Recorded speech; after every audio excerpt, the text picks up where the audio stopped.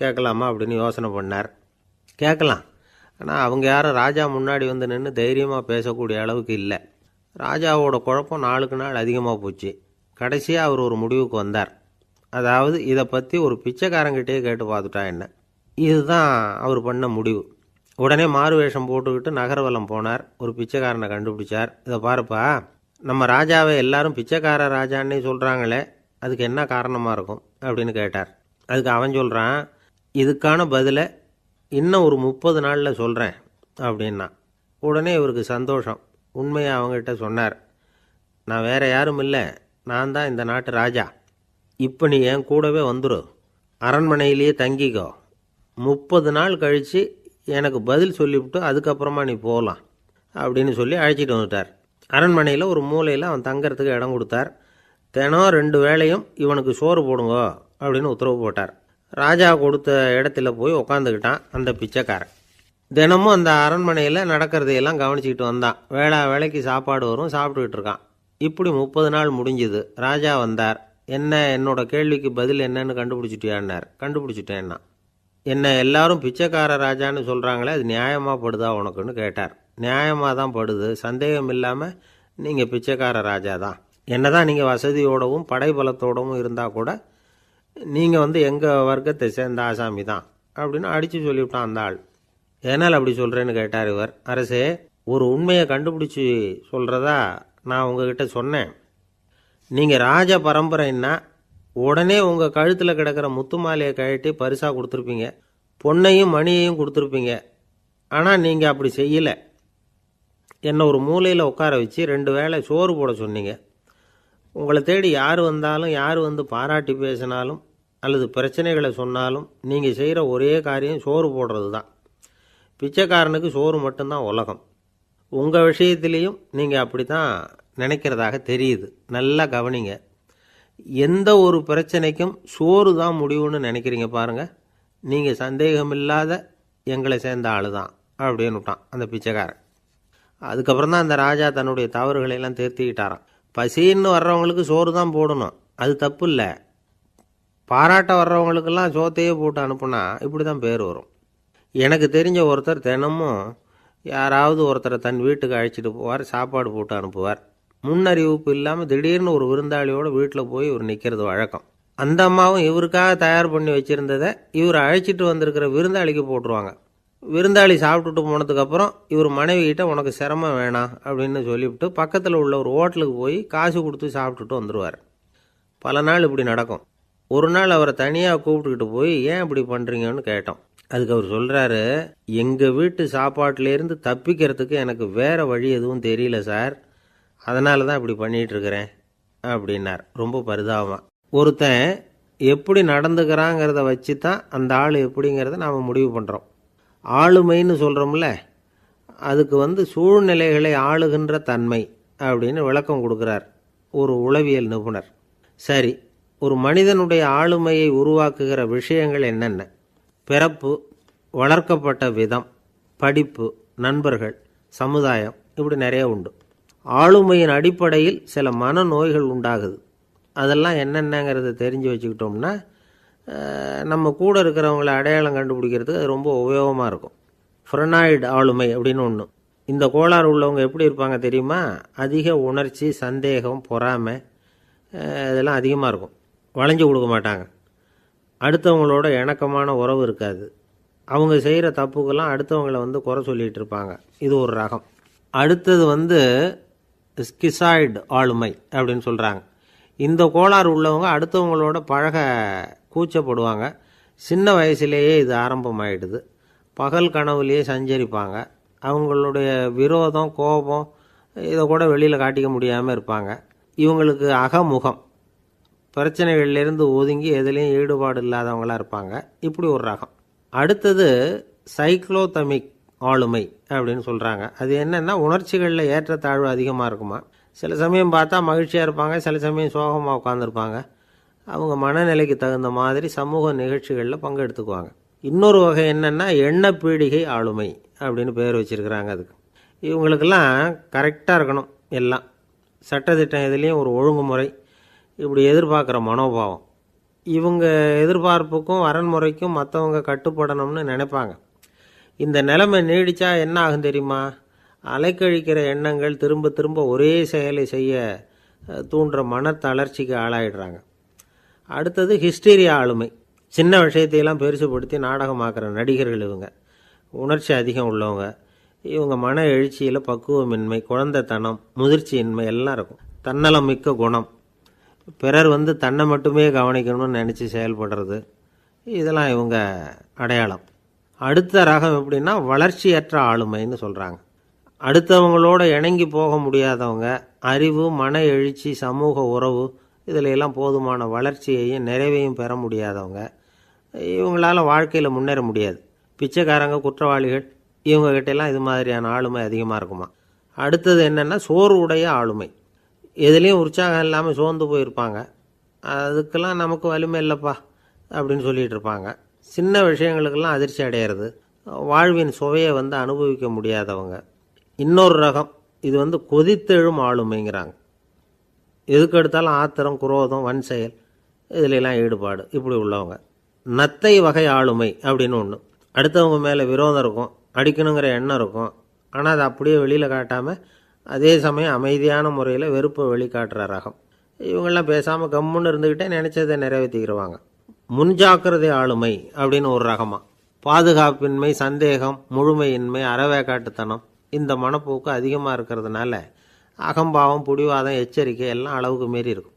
இதுவரைக்கும் நாம் பேசிக்கிட்டு இருந்த ஆளுமை பண்புகள் அளவுக்கு அதிகமாக போயிட்டுதுன்னா ஆளுமை கோளாறுகள் ஏற்படும். அதன் அடிப்படையில் மனவியாதிகள் வருமா. அதனால் இணக்கமான, எல்லாரும் விரும்புகிற இயல்பான ஆளுமையை பெறுவதற்கு நாம் முயற்சி செய்யணும் அப்படிங்கிறது மனோதத்துவ நிபுணர்களுடைய ஆலோசனை. ஒருத்தர் ஒரு மனோதத்துவ டாக்டரை தேடிட்டு வந்தாராம்.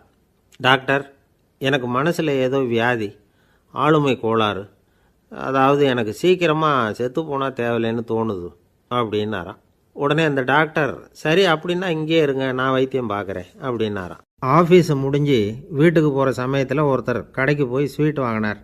சரி, வீட்டுக்கு பிள்ளைங்களுக்கு தான் வாங்கிட்டு போகிறார் அப்படின்னு மற்றவங்க நினச்சாங்க. அவர் அப்படி செய்யலை. அந்த இடத்துலையே பொட்டலத்தை பிரித்தார். திருட மாதிரி அப்படியே சுற்றி ஒரு தரம் பார்த்துக்கிட்டார். யாரும் தெரிஞ்சவங்க இல்லைங்கிறத முடிவு பண்ணிவிட்டு அவசரமாக அதை அப்படியே போட்டு முழுகிவிட்டு கையை தொடச்சிக்கிட்டு நல்ல பிள்ளை மாதிரி நடந்து போக ஆரம்பிச்சிட்டார். அவர் யாருன்னா, அவரோட பிரச்சனை எல்லாருக்கும் தெரியாது, சில பேருக்கு தான் தெரியும். அதாவது அவர் உடம்பில் சர்க்கரை இருக்குதுன்னு டாக்டர் சொல்லிவிட்டாராம். அதனால் வீட்டில் சர்க்கரையே இவர் கண்ணில் காட்டுறதில்ல. அதனால் இவர் யார் கண்ணிலையும் படாமல் இப்படிப்பட்ட வேலைகள்லாம் செய்கிறது வழக்கம். யாருக்கும் தெரியாமல் இப்படி ஸ்வீட்டை வாங்கி சாப்பிட்டுட்டு அவர் பாட்டுக்கு போயிடுறது. இப்படிப்பட்டவங்களுக்கெல்லாம் கொஞ்சம் ஆறுதலான தகவல் இன்றைக்கி. அது என்னென்னா, நாம் சாப்பிட்ற சர்க்கரைக்கும் நம்ம உடம்பில் உள்ள சில கோளாறுகளுக்கும் அப்படி என்ன தான் சம்மந்தம் இருக்குது. இதை பற்றி சமீபத்தில் சில ஆராய்ச்சிகள்லாம் நடந்திருக்குது. ஏன்னா சர்க்கரைன்னாவே விஷம் மாதிரி அதை பார்க்குறவங்களும் சில பேர் உண்டு. சின்ன பிள்ளைங்களுக்கு வயத்தில் பூச்சி உண்டாகிறதுலேருந்து பெரியவங்களுக்கு நீரிழிவு வர்ற வரைக்கும் எல்லாத்துக்கும் சர்க்கரை தான் காரணம்னு சொல்லிகிட்டு இருக்கிறோம். ஆனால் அந்த அளவுக்கு பயப்பட வேண்டிய அவசியம் இல்லை அப்படின்னு சொல்கிறாங்க. சர்க்கரை வியாதி, இருதய நோய், பித்த நீர்ப்பை நோய் இதெல்லாம் சில நோய்கள்லாம் நாம் சாப்பிட்ற சர்க்கரைக்கும் தொடர்பு இருக்குன்னு நினைக்கிறோம். ஆனால் அப்படி சம்பந்தம் உண்டுங்கிறதுக்கு போதுமான அளவுக்கு ஆதாரம் இல்லை அப்படிங்கிறாங்க ஆராய்ச்சியாளர்கள். ஒரே ஒரு சம்பந்தம் தான் உறுதியாக இருக்குதான். அதுவும் இந்த பல் சிதைவு அப்படின்னு இருக்கு இல்லையா, அந்த சர்க்கரை சாப்பிட்றதுக்கும் இந்த பல் சிதைவுக்கும் சம்பந்தம் இருக்குது அப்படிங்கிறத மட்டும் உறுதியாக சொல்கிறாங்க. சர்க்கரைன்னா நாம் சாப்பிட்ற ஜீனி மட்டும் இல்லை, பழம், காய்கறி, பால், தேன் இப்படி எல்லாத்துலேயும் அது இருக்குது. கேரட்டு கொடுக்குற சத்தில் 88% சர்க்கரை, ஆப்பிள் கொடுக்குற சக்தியில் 95% சர்க்கரை. இது ஜீனி சர்க்கரை, இது ஆப்பிள் சர்க்கரை அப்படிங்கிற வித்தியாசம்லாம் உடம்புக்கு கிடையாது. ரெண்டுமே உடனடியாக சக்தி கொடுக்குது. ஒரு ஸ்பூன் சர்க்கரையில் 16 கலோரி தான் சத்து இருக்குது. அதிகமாக சர்க்கரை சாப்பிட்டா நீரிழிவு வந்துருங்கிறது தப்பான ஒரு அபிப்பிராயம். டயபெட்டிஸுங்கிறது ஒரு மெட்டபாலிக் டிசார்டர், அவ்வளவுதான். அதாவது நாம் சாப்பிட்ற சர்க்கரையை நம்ம உடம்பு திறமையாக உபயோகப்படுத்திக்க முடியல அப்படின்னு அர்த்தம். அதனால தான் அதிகமாக இனிப்பு வேணாம்னு சொல்கிறோம். ஏற்கனவே உடம்பால் முடியாத ஒன்றை மறுபடியும் அது தலையில் சுமத்தி அதிகமாக வேலை வாங்க வேணாமே அப்படிங்கிறதுக்காக தான். ஆகாரத்தில் அதிகமாக சர்க்கரை இருந்தால் அதனால் உடனே சர்க்கரை வியாதி வந்துடும்ங்கிறதுக்கு விஞ்ஞான ரீதியாக போதுமான ஆதாரம் இல்லை. அதனால் எப்போவாவது அதிகமாக ஸ்வீட்டு சாப்பிட்டுட்டா ஐயோ அதிகமாக சாப்பிட்டோமோ என்ன பண்ண போகுது தெரியலையே அப்படின்னு நினச்சி மனசை போட்டு குழப்பிக்க வேண்டியதில்லை. பொதுவாக எதுவுமே அதிகமாக வேண்டாம், எல்லாம் சீராக இருந்தால் போதும். நீரிழிவுங்கிறது புதுசாக வந்துட்ட ஒரு நோய் இல்லை, ரொம்ப காலமாகவே இருக்கிற ஒன்று தான். நம்ம முன்னோர்கள் இதை மதுமேகம் அப்படின்னு சொல்லுவாங்க. அதை கட்டுப்படுத்துறதுக்கு அவங்களே சில வழிமுறையை சொல்லி வச்சுருக்கிறாங்க. அது என்னென்னா வேறு ஒன்றும் இல்லை, இந்த பாவக்காய், முள்ளங்கி, அருகம்புல் அவ்வளவுதான்.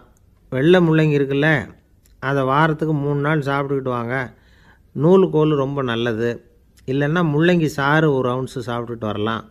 ரத்தத்தில் சேர்கிற சர்க்கரை அளவு இதெல்லாம் கட்டுப்படுத்துது. சிறுநீரில் காணப்படுகிற சர்க்கரை அளவையும் சமநிலைப்படுத்துது. தினமும் ஆகாரத்தில் கோதுமை, கேழ்வரகு, வெந்தயம், கருவேப்பிலை, சோயாபீன்ஸ் எது கிடைக்குதோ சேர்த்துக்கலாம். இப்படிலாம் செஞ்சுக்கிட்டு வந்தால் அப்புறம் வீட்டுக்கு தெரியாமல் கடையில் போய் நின்றுக்கிட்டு ஸ்வீட் வாங்கி திருட்டுத்தனமாக சாப்பிட வேண்டிய அவசியமே உங்களுக்கு வராது. 2 ஆசாமிகள் கடற்கரையில் உட்காந்து சாவகாசமாக பேசிக்கிட்டு இருந்தாங்களாம். ஒருத்தர் சொன்னார், இன்னொருத்தருக்கு தெரியாமல் ஸ்வீட்டு சாப்பிட்றதே எப்பவும் இடைஞ்சல் தான் சார். நேற்றுக்கு பாருங்கள் அப்படி தான் சாப்பிட்டுக்கிட்டு இருந்தேன், வீட்டுக்காரி கண்ணில் போட்டுவிட்டுது, அதுக்கப்புறம் ஒரே ரகலையாக போச்சு அப்படின்னாராம். எனக்கு கூட அப்படி தான் சார் ஆகிட்டுது, ஒரே ரகலை அப்படின்னாராம் இன்னொருத்தர். நீங்கள் சாப்பிட்டதும் உங்கள் வீட்டுக்காரங்க கண்ணில் போட்டுவிட்டுதா சார் அப்படின்னு கேட்டிருக்கார் இவர். அதுக்கு அவர் சொன்னாராம், அப்படி இல்லை சார், கடைக்காரர் கண்ணில் போட்டுவிட்டுதோ, நான் அவருக்கு தெரியாமல் அந்த ஸ்வீட்டை அவர் கடையிலேருந்து எடுத்திருந்தேன் அப்படின்னு விளக்கம் கொடுத்தாராம் இந்த ஆள். ஒருத்தர் முகத்தை தொங்க போட்டுக்கிட்டு ஒரு மாதிரியாக வந்தார். என்ன விஷயம்னு விசாரித்தேன். என்னுடைய நண்பன் ஒருத்தங்கிட்ட கருத்து வேறுபாடு, இனிமேல் நமக்குள்ளே எந்த சம்மந்தமும் வேணாம்னு நட்பை முறிச்சிட்டு வந்துட்டேன்னா. நண்பர்கள்னு இருந்தால் கருத்து வேறுபாடு வரத்தான் செய்யும்னு. கருத்து வேறுபாடு வராமல் இருக்கிறதுக்கு ஏதாவது வழி உண்டா அப்படின்னு கேட்டாங்க. அதை பற்றி நிபுணர்கள் சில யோசனைகளை சொல்லியிருக்கிறாங்கன்னு. முதல் விஷயம் என்னென்னா, உங்கள் நண்பனுக்கு ஒரு செய்தி சொல்லணும்னா அதை நீங்களே நேரடியாக சொல்லுங்கள், அல்லது உங்கள் கைப்பட கடிதம் எழுதுங்க. அதாவது நேரடி தொடர்பு முக்கியம். அதை விட்டுட்டு இன்னொருத்தர் மூலமாக நண்பர்களுக்கு செய்தி அனுப்புனா நீங்கள் சொல்கிற செய்தி அப்படியே போய் சேராது, அது சேதமாயிடும். கூட்டி குறைச்சி சொல்லிவிடுவாங்க, அது குழப்பத்தில் கொண்டாந்து விட்டுரும். இது ஒரு யோசனை. 2வது யோசனை என்னென்னா, நீங்கள் ஒரு நல்ல காரியத்தை செய்யும் பொழுது உங்கள் நண்பரையும் சேர்த்துக்குங்க, அவருக்கும் அதில் ஒரு ஈடுபாட்டை உருவாக்குங்க. 3வது யோசனை, நம்ம பக்கத்தில் இருக்கிற நண்பர் மகிழ்ச்சி அடைகிற மாதிரி ஏதாவது செய்யணும். சின்ன சின்ன செயல்களாக இருந்தாலும் பரவாயில்ல, அவர் நமக்கு எதுவும் செய்யலையே, நாம் எதுக்கு செய்யணும் அப்படின்னு நினச்சிக்கிட்டு இருக்கக்கூடாது. 4வது யோசனை என்னென்னா, உங்களுக்கு ஒரு பிரச்சனையா அல்லது உங்கள் நண்பருக்கு ஒரு பிரச்சனையா, எதுவாக இருந்தாலும் 2 பேரும் சேர்ந்து உட்காந்து ஆலோசனை பண்ணுங்கள். நம்ம யோசனையும் கேட்கப்படுதே அப்படிங்கிற நினைப்பே அவருக்கு ஒரு மன நிறைவை உண்டாக்குமா. 5வது யோசனை, உங்கள் நண்பர் ஏதோ ஒரு காரியத்தை செய்கிறார், நீங்கள் உடனே அவசரப்பட்டு நீ செய்கிறது தப்புன்னு தீர்ப்பு சொல்லக்கூடாது. அவர் அதை செய்கிறதுக்கான நியாயங்கள் எவ்வளவோ இருக்கும், அதை புரிஞ்சுக்கிறதுக்கு முயற்சி பண்ணணும். 6வது யோசனை, உங்கள் நண்பர் என்ன சொன்னாலும் அதை பொறுமையாக கேளுங்க. அவர் சொல்கிறத புரிஞ்சுக்கணும், அவர் சொல்ல விரும்புகிறத புரிஞ்சுக்கணும், அவர் சொல்ல முடியாமல் தவிக்கிறதையும் புரிஞ்சுக்கணும். இப்படி 3 விதமாகவும் அவரை புரிஞ்சுக்கிட்டு அதுக்கு தகுந்த மாதிரி செயல்படணும். 7வது யோசனை என்னென்னா, உங்கள் நண்பர் உங்ககிட்ட ஏதோ ஒரு கருத்தை சொல்கிறார், அது உங்களுக்கு பிடிக்கல, அதுக்காக உடனே நீ சொல்கிறது சரியில்லை, நான் ஒத்துக்க மாட்டேன் அப்படின்லாம் மறுத்துக்கிட்டு இருக்கக்கூடாது. அவர் சொல்கிறத கேட்கணும், பொறுமையாக சிந்திக்கணும், அதுக்கப்புறம் பதில் சொல்லணும். இப்படிலாம் நடந்துக்கிட்டால் நண்பர்களுக்குள்ள கருத்து வேறுபாடு வர்றதுக்கு வாய்ப்பே இருக்காது அப்படின்னு வல்லுநர்கள் தொகுத்து சொல்லியிருக்கிறாங்க இந்த யோசனைகளை. எனக்கு தெரிஞ்ச சில நண்பர்கள் உண்டு, அவங்களுக்குள்ளேயும் கருத்து வேறுபாடுகள் வராமல் இருக்கிறதுக்கு சில நுட்பங்களை கையாளுறது உண்டு. ஒருத்தர் சொன்னார், அந்த டாக்டர் சின்ன வயசுலேருந்து என் கூட பழகினவர், நாங்கள் 2 பேரும் இணை பிரியாத நண்பர்கள், இருந்தாலும் எனக்கு உடம்பு சரியில்லைன்னா நான் அவர்கிட்ட வைத்தியம் பார்த்துக்க மாட்டேன் அப்படின்னார் ஒருத்தர். ஏன் அப்படின்னு கேட்டேன். எங்கள் நட்பு கெட்டுப்போடக்கூடாது இல்லையா, அதனால தான் அப்படின்னார் இவர். ஒரு மனுஷனுக்கு 3 விதத்தில் கர்வம் உண்டாகிறதுக்கு வாய்ப்பு உண்டு. பணம், பதவி, புகழ். பணம் அதிகமாக வந்தால் கர்வம் வரலாம், பதவி பெருசாக வந்துட்டுதுன்னா கர்வம் வரலாம், புகழ் அதிகமாக போனாலும் கர்வம் வரலாம். இந்த 3 வகையான கர்வத்துக்கும் இடம் கொடுக்காமல் இருக்கிறாங்க பாருங்கள், அவங்க தான் சிறந்த மனிதர்கள். ஒரு பெரிய பொறுப்பில் இருக்கிறவங்களுக்கு கர்வம் வந்துடக்கூடாது. அப்படி வந்துட்டுதுன்னா அது எல்லாருக்கும் இடைஞ்சல். ஒரு ராஜா இருந்தார். அவர் ஒரு நாள் தன்னுடைய தலைநகரத்தை சுற்றி வந்துக்கிட்டு இருந்தார். ஒரு இடத்துல ஒரு அழகான நிலத்தை பார்த்தார். ஆஹா, இந்த இடத்துல நமக்குன்னு ஒரு மாளிகையை கட்டினா எவ்வளோ நல்லாயிருக்கும் அப்படின்னு நினச்சார். ராஜா நினச்சா அது முடியாத காரியமா? சரி, இந்த நிலம் யாருக்கு சொந்தம்னு விசாரிங்க அப்படின்னார் பக்கத்தில் இருந்தவங்கக்கிட்ட. அவங்கெல்லாம் ஓடி போய் விசாரித்தாங்க. அந்த இடம் ஒரு வயசான கிழவிக்கு சொந்தம், வயசான அம்மாவுக்கு சொந்தமாக. அந்த அம்மா தான் அதில் ஒரு குடிசையை போட்டு குடியிருந்துகிட்டு இருக்கிறாங்க. சரி, அந்த நிலத்துக்கு ஒரு விலையை நிர்ணயம் பண்ணி அதை அந்த வயசான அம்மாக்கிட்ட கொடுத்துருங்கோ அப்படின்னு உத்தரவு போட்டார் ராஜா. ஆனால் அந்த அம்மா இது எங்கள் பூர்வீக இடம், இதை விற்க மாட்டேன் அப்படின்னு சொல்லிவிட்டுது. சரி, 2 பங்கு விலை கொடுக்குறோம்னு சொல்லி பாருங்க அப்படின்னாங்க. அப்படியே சொன்னாங்க அரண்மனை ஆட்கள். அதுக்கும் சம்மதிக்கலை அந்த அம்மா. இதை கேள்விப்பட்டதும் ராஜாவுக்கு கோபம் வந்துட்டுது. தன்னுடைய ஆளுங்களை கூப்பிட்டார். போய் அந்த குடிசையை பிரித்து எறிங்க, காசெல்லாம் ஒன்றும் கொடுக்காதீங்க அப்படின்னு கத்தினார். அவ்வளோதான். அடுத்த நிமிஷம் அரண்மனை ஆசாமிகள் போனாங்க, குடிசையை பிரித்து எரிஞ்சாங்க. அந்த வயசான அம்மா இருக்குது, அதுவும் அந்த இடத்த விட்டு துரத்தி விட்டாங்க. அந்த இடத்துல ஒரு அரச மாளிகையை கட்டி முடிச்சிட்டாங்க. அந்த வயசான அம்மா பாவம், ராஜாவே இப்படி பண்ணால் யார்கிட்ட போய் முறையிட முடியும்? ஒரு ஞானி இருந்தார், அவர்கிட்ட போய் சொன்னாங்க. அவர் இவங்க சொன்னதை கேட்டு மனசில் வச்சுக்கிட்டார். ஒரு நாள் அந்த ராஜாவே இந்த ஞானியை கூப்பிட்டார். புதுசாக ஒரு மாளிகை கட்டியிருக்கிறேன், வந்து பாருங்கன்னு. சரின்னு சொல்லி இந்த பெரியவர் ஒரு நாள் அந்த மாளிகைக்கு போனார். சும்மா போகல, ஒரு கழுதையையும் ஓட்டிகிட்டு போனார். கொஞ்சம் சாக்குகள், வெத்து சாக்கு, அதையும் எடுத்து கழுதை முதுகில் போட்டு கழுதையை ஓட்டிகிட்டு போகிறார். ராஜா பார்த்தார். அவருக்கு இது ஆச்சரியமாக இருந்தது. என்ன இது, மாளிகைக்கு வந்துட்டு போங்கன்னு கூப்பிட்டா கழுதை சாக்கு இதெல்லாம் கொண்டு வராரே, ஒன்றும் புரியலையேன்னு நினச்சார். எதுக்காக இதெல்லாம்னு கேட்டார். அரசருடைய தோட்டத்திலேருந்து கொஞ்சம் மண் எடுத்துகிட்டு போகிறதுக்கு ஆசைப்படுறேன், அதுக்கு நீங்கள் அனுமதி கொடுக்கணும் அப்படின்னாரு இவர். இது என்ன வேடிக்கையான கோரிக்கையாக இருக்குது அப்படின்னு நினச்சார் ராஜா. இருந்தாலும் மண்ணு தானே கேட்குறாரு, எடுத்துகிட்டு போகட்டுமே அப்படின்னு நினச்சார். சரின்னு அனுமதி கொடுத்தார். அந்த பெரியவர் தோட்டத்துக்கு போனார், மண்ணை வெட்டினார், சாக்கில் போட்டு நிரப்புனார். ராஜாவை கொஞ்சம் கிட்ட வாங்கன்னு கூப்பிட்டார். இந்த மண் மூட்டையை தூக்கி கழுதையோட முதுகில் வைக்கணும், கொஞ்சம் உதவி பண்ணுங்கன்னார். ஓ, பண்ணுறேனே அப்படின்னு சொல்லி ராஜா கிட்ட போனார். மூட்டையை தூக்கி பார்க்குறாரு, முடியல, திணறி போட்டார். இப்போ அந்த ஞானி பேசினாராம். அரசே, இந்த ஒரு சாக்கு மண்ணையே உங்களால் தூக்க முடியல, அந்த கிழவிகிட்ட இருந்து அந்த அக்கிரமமாக அபகரித்த இந்த தோட்டம் பூராவையும் சுமக்கணும்னு ஆசைப்படுறீங்களே, அது உங்களால் முடியுமா அப்படின்னு கேட்டாராம். ராஜா யோசனை பண்ண ஆரம்பித்தார். தன்னுடைய செயலுக்காக வருத்தப்பட்டாராம். அந்த வயசான அம்மாவை உடனடியாக வரவழைச்சார். தாயே, தப்பு பண்ணிட்டேன், என்னை மன்னிச்சுக்குங்க, இன்னையிலேருந்து இந்த மாளிகையும் தோட்டமும் உங்களுக்கு தான் சொந்தம் அப்படின்னு சொல்லிவிட்டாராம். போகிறப்ப இந்த உலகத்திலேருந்து எண்ணத்தை எடுத்துகிட்டு போக போகிறோம், அதனால் ரொம்பவும் அலட்டிக்க வேண்டியதில்லை, கர்வப்பட வேண்டியதில்லை அப்படிங்கிறது ஒரு பெரிய உபதேசம். ஒரு பெரிய மனுஷன் சாக கிடந்தார், ரொம்பவும் அழுதார். ஏன் அழறீங்க அப்படின்னு கேட்டாங்க சுற்றி இருந்தவங்க. நான் சாகிறதுக்காக கவலைப்படலை, நான் நம்ம ஜனங்களுக்காக எவ்வளவோ காரியம்லாம் செஞ்சுக்கிட்டு வந்தேன். நான் செஞ்சுக்கிட்டு வந்த சேவையை இனிமேல் யார் செய்ய போகிறாங்க, அது யாரால் முடியும், அதை நினச்சி தான் அழறேன் அப்படின்னாராம். ஒருத்தர் முன்னாடி வந்தார். அதுக்காக நீங்கள் கவலைப்படாதீங்க, உங்கள் சேவையை தொடர்ந்து செய்கிறதுக்கு என்ன மாதிரி இளைஞர் பட்டாலும் தயாராக இருக்குது, இருந்தாலும் எங்கள் கவலை என்னென்னா அப்படின்னு இழுத்தார். என்ன சொல்லுங்கன்னு கேட்டார் அவர். நீங்கள் இது வரைக்கும் என்ன சேவை செஞ்சுக்கிட்டு வந்தீங்க, அதுதான் எங்களுக்கு இன்னமும் புரியாத புதிராக இருக்குது அப்படின்னாராம் அவர். இந்த காலத்து புள்ள ஒருத்தன் தன்னோட அப்பாவை பார்த்து சொன்னான். அப்பா, நான் உனக்கு உதவி செய்யலாம்னு நினைக்கிறேன், என்ன உதவி செய்யணும்னு சொல்லு அப்படின்னா. நீ சும்மா இருந்தால் அதுவே எனக்கு செய்கிற பெரிய உதவிடா அப்படின்னார் அப்பா.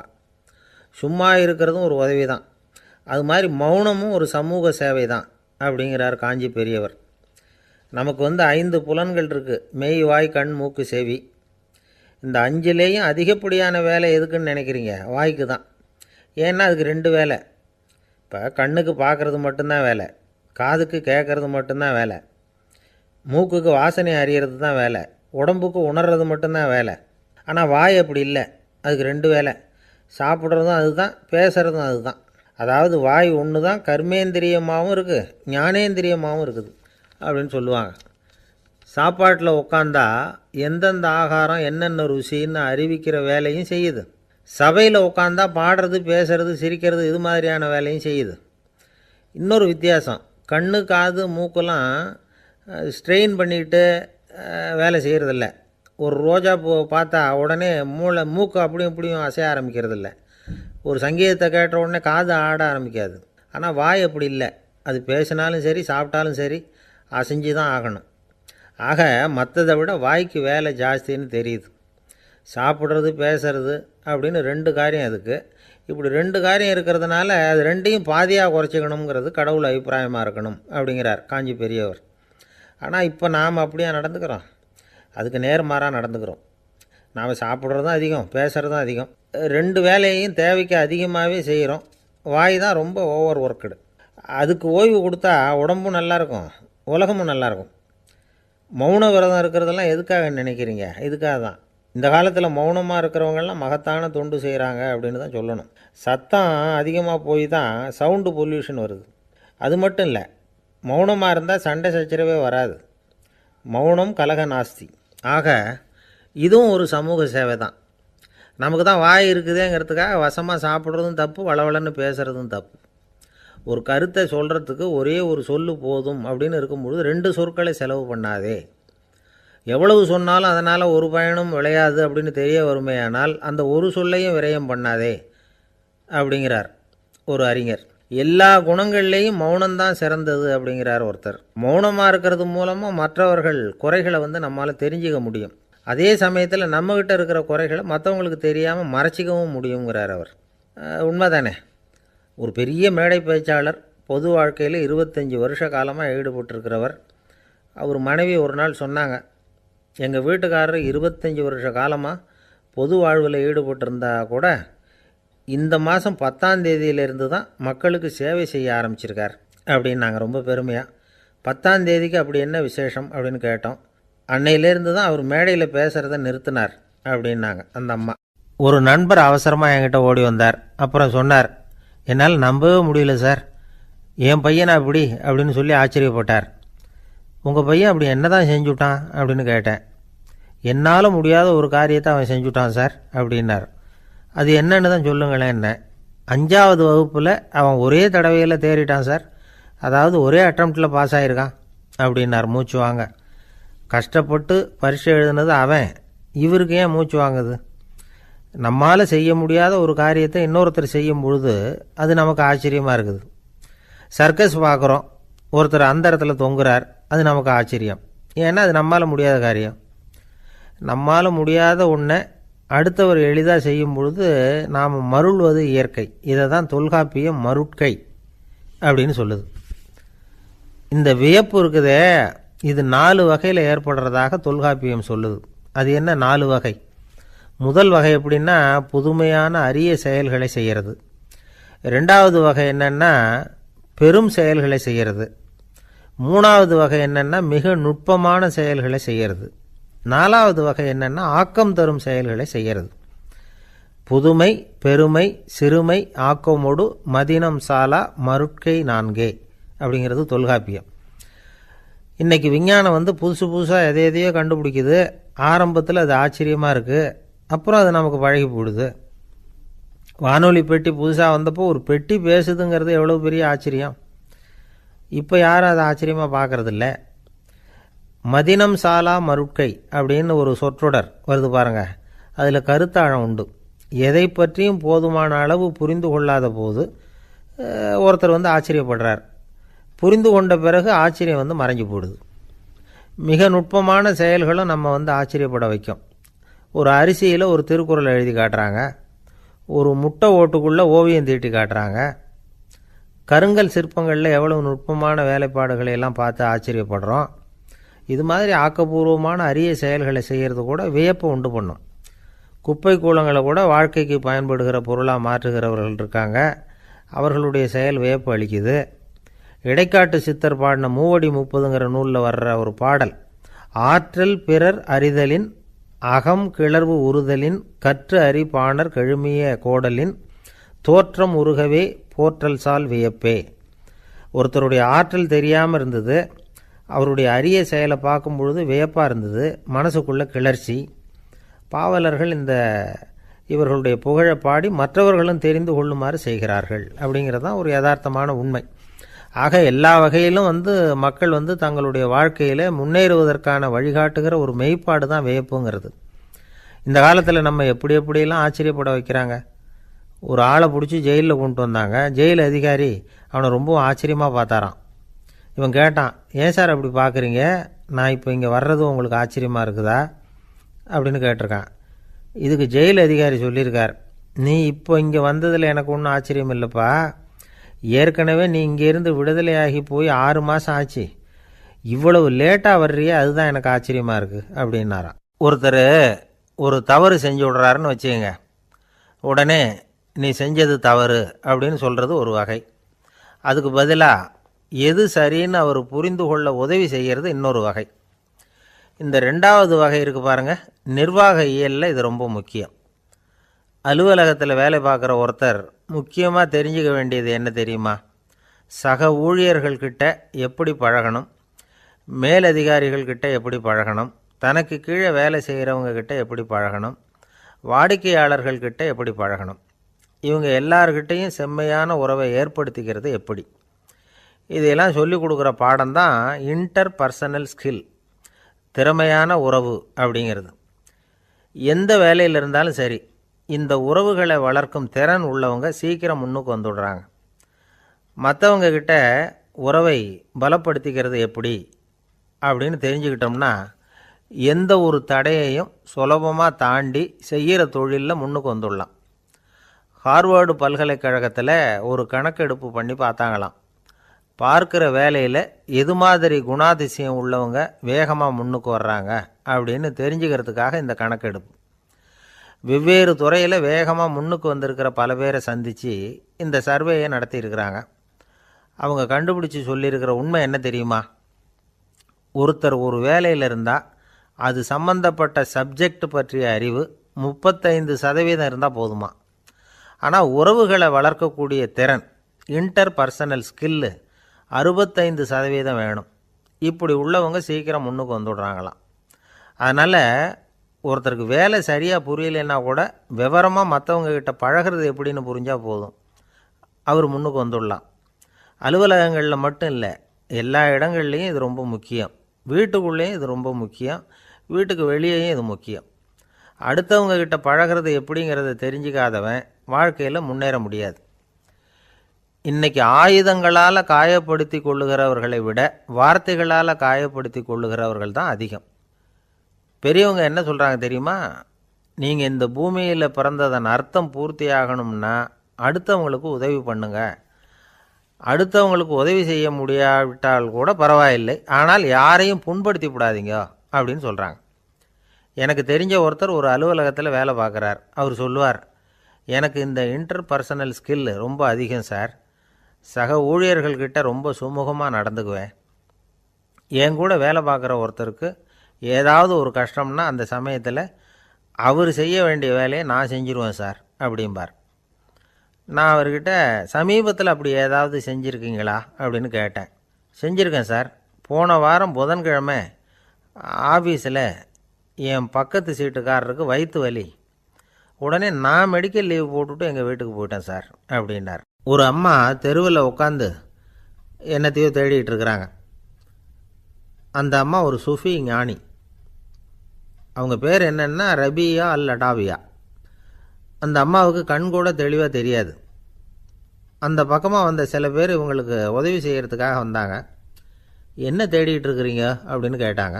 இதுக்கு அந்த அம்மா, அந்த கேள்வி அவ்வளோ முக்கியத்துவம் இல்லை, நான் தேடிட்டு இருக்கிறேன், உங்களால் முடிஞ்சால் எனக்கு உதவி பண்ணலாம் அப்படின்னாங்களாம். உதவி செய்ய வந்தவங்களுக்கு ஆச்சரியம். எதை தேடுறோங்கிறது தெரியாமல் இப்படி ஏன் நேரத்தை செலவழிக்கிறீங்க, நாங்கள் எப்படி உங்களுக்கு உதவ முடியும், எங்களுக்கு ஒன்றும் புரியலையே அப்படின்ட்டுருக்காங்க. சரி, உங்களை திருப்தி பண்ணுறதுக்காக சொல்கிறேன், ஒரு குண்டூசி தொலைஞ்சி போச்சு, அதை தேடுறேன் அப்படின்னாங்களாம் அந்த அம்மா. அதுக்கப்புறம் இவங்களும் சேர்ந்து தேட ஆரம்பிச்சிட்டாங்க. கொஞ்ச நேரம் ஆச்சு, ஒன்றும் கிடைக்கல. உதவி செய்ய வந்தவங்களும் அழுத்து போட்டாங்க. அப்புறம் கேட்டாங்க, இதை பாருங்கம்மா, இது ரொம்பவும் பெரிய தெரு, அகலமான தெரு, அதனால் குறிப்பாக நீங்கள் எந்த இடத்துல அந்த குண்டூசியை தொலைச்சிங்க அதை சொல்ல முடியுமான்னாங்களாம். இதுக்கு அந்த அம்மா, நீங்கள் மறுபடியும் அர்த்தமில்லாத கேள்வியை கேட்குறீங்க, உங்கள் கேள்விக்கும் நான் தேடுறதுக்கும் என்ன சம்மந்தம்னாங்களாம். இதை கேட்டதும் அவங்க ஒரு மாதிரி ஆயிட்டாங்க. என்னம்மா நீங்கள் பைத்தியம் மாதிரி பேசுகிறீங்க அப்படின்னாங்களாம். சரி, உங்களை மறுபடியும் திருப்திப்படுத்துறதுக்காக சொல்கிறேன். அதை நான் எங்கள் வீட்டில் தொலைச்சுட்டேன் அப்படின்னாங்களாம். அப்புறம் எதுக்காக இங்கே வந்து தேடிட்டு இருக்கிறீங்க அப்படின்னு கேட்டிருக்காங்க. ஏன்னா இங்கே தான் வெளிச்சம் அதிகமாக இருக்குது, அங்கே வீட்டுக்குள்ளே இருட்டாக இருக்குது, அதனால் இங்கே